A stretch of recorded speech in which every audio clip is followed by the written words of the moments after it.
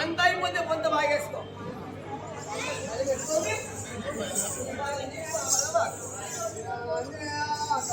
ఈ సమయంలో ఇక ఎల్లమ్మ చెలిగందులతో ఇక వనంద్రానికి ఆటాడుకోవడానికి వచ్చాలి.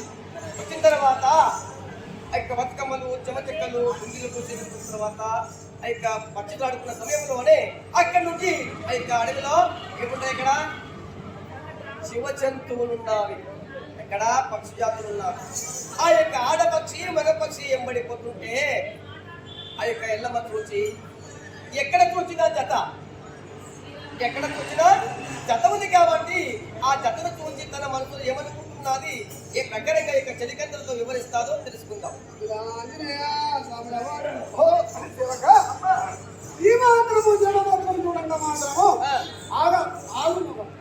ఆ ఆడమగ కావాలి, నీ కావాలి. చాలా రోజులు అవుతుందమ్మా.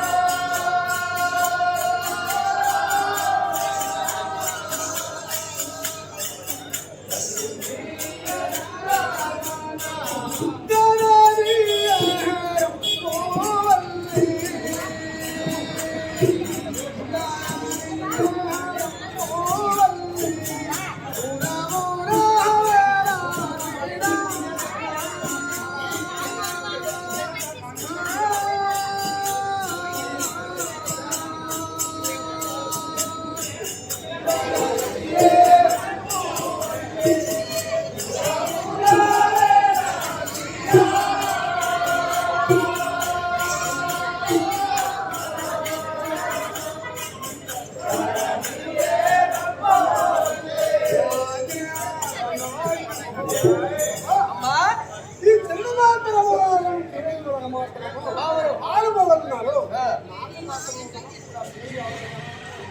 అవునమ్మా అవును. మా తల్లిని పోయి మాత్రం చెల్లెని పోయి చెప్తాను. చెప్తామనకపోతే మా తల్లి చెప్తాను. ఆహా. అయితే అడవిలో మాత్రము ఉన్నాయి జీవ జంతువులు పక్షి జంతువులు కూడా ఆడపక్షి పక్షి ఉన్నారు.